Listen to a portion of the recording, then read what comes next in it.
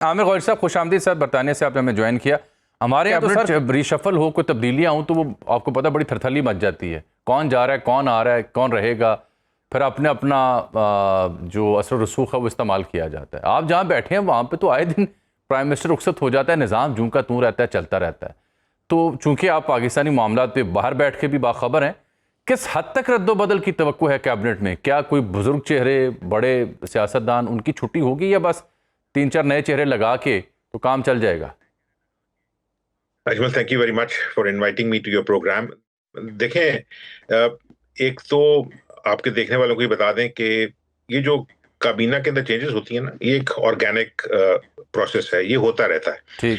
किसी भी हुकूमत जो है उसका ये प्रीरोगेटिव है, प्रिविलेज है कि वो अगर चाहे कि कुछ वजीर जो हैं वो जो काम नहीं कर रहे, उनकी कुर्बानी देनी है ताकि अपनी कुर्बानी से बचा जा सके, तो वो ये करते रहते हैं। और जिस तरह मैंने आपको कहा कि डेमोक्रेसी के अंदर तो ये एवरीडे गेम है। यहाँ देखें, पिछले 10 साल में अब 7वां वजीर आजम बदलने जा रहा है नेक्स्ट वीक जी। और वो उसी पार्टी का है। यानी वजीर आजम जो है उसको इलेक्शन के जरिए नहीं कराया जाएगा। उसकी पार्टी ने अपने वजीर आजम को कहा कि भाईजान आप अब पॉपुलर नहीं रहे, आप इस पार्टी को शिकस्त की तरफ ले जाएंगे तो मेहरबानी करके सीट्स खाली करें। एक आदमी जो है वो बाई इलेक्शन से जीता है, एंडी बर्नम, और वो 20 तारीख को किंग के सामने पेश होगा, अपने क्रेडेंशियल्स पेश करेगा, वजीर आजम बन जाएगा। अच्छा, इसके अलावा यानी मेजर कैबिनेट चेंजेस हुए हैं, जिसको हम समझते हैं ना कि अगर फर्ज के 2-3 ऊपर की वजारतें तब्दील होने लगे तो इसका मतलब है कि हुकूमत की टांगें कांप रही हैं जी। उस तरह की भी चेंजेस आई हैं यहाँ पे। यानी होम मिनिस्टर चेंज हुआ है, इंटीरियर मिनिस्टर चेंज हुआ है, फॉरेन मिनिस्टर चेंज हुआ बिल्कुल हुआ है। एक और चीज बड़ी अच्छी बात होती है यहाँ पे कि यहाँ लोग जो हैं अपनी हुकूमत के काम काज से अगर खुश ना हो तो वो इस्तीफे भी दे देते हैं। बिल्कुल, ये इस्तीफे दिए हैं, वो पार्टी के अंदर है। लेकिन हमारे यहाँ रिवाज नहीं है ना जी इस्तीफा देने का। तो हमारे यहाँ बिल्कुल ये रवाज नहीं है, रवायत नहीं है। जो चीज मिल गई है, 2 सरकारी गाड़ियां, मतलब 4 नौकर, इधर उधर 1 सरकारी झंडा, इसी पर जिंदगी गुजर। कोई मेजर रिशफल देख रहे हैं गौरी साहब आप कैबिनेट में?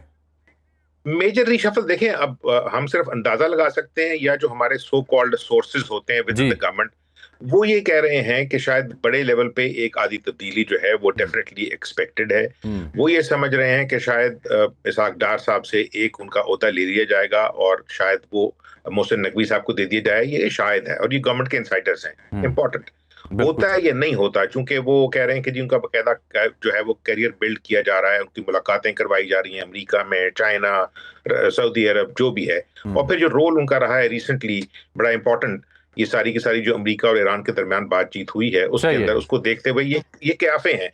अच्छा, जिस तरह हफीजुल्लाह साहब कह रहे थे ना, मैं सब ये से कहने लगा हूं कि जो एक अखबार की रिपोर्ट है आपके, बावजूद कि ये रिपोर्ट जो है वो हमारे रिपोर्टर जो है अयाज अकबर यूसुफ जई, उन्होंने चंद दिन पहले दी थी और उससे पहले लोग लिख भी रहे थे। उन्होंने कहा कि 2 अहम इंस्टीट्यूशंस की रिपोर्ट्स के ऊपर ये चेंज होने जा रही है। तो मेरे जैसे जो बाहर बैठा हुआ शख्स है वो ये सोचता है कि ये 2 अहम इंस्टीट्यूशंस कौन है। इसका मतलब है कि ये मूव प्राइम मिनिस्टर की ख्वाहिश तो नहीं है, ये कैबिनेट की ख्वाहिश तो नहीं है।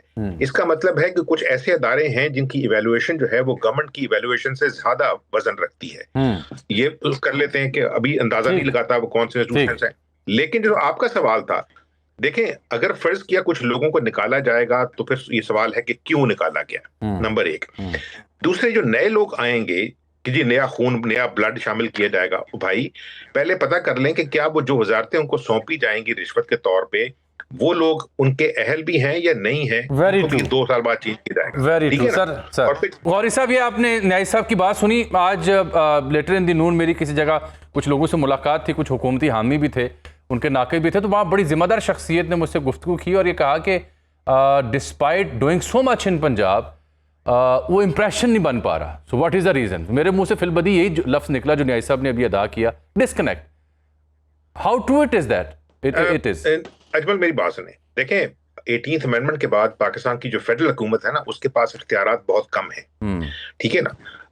आप ये बताने के लिए कि सर्कस के अंदर कौन कौन बड़ा खिलाड़ी है, तो एक वजीर आजम है, एक दाखिला है, एक खारजा है, एक खजाना है। ठीक है?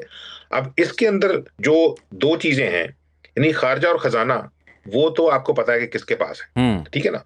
दाखिला जो है वो सूबों के अंदर तो नहीं जा सकता जी, लेकिन इसके बावजूद आपको पता है कि अगर लॉ एंड ऑर्डर जो है वो एक प्रोविंशियल सब्जेक्ट है, मैं मतलब I can actually basically put my hand on my heart and claim कि मुझे 4 सूबों के जो दाखिला के वजीर हैं उनका नहीं पता जी। ऐसा ही है, बाकी चीजें तो छोड़ देते हैं। अब अगर फर्ज किया सूबों के अंदर जो है वो लॉ एंड ऑर्डर का मसला है, तो उसके अंदर तो वजीर दाखिला कुछ नहीं कर सकेगा।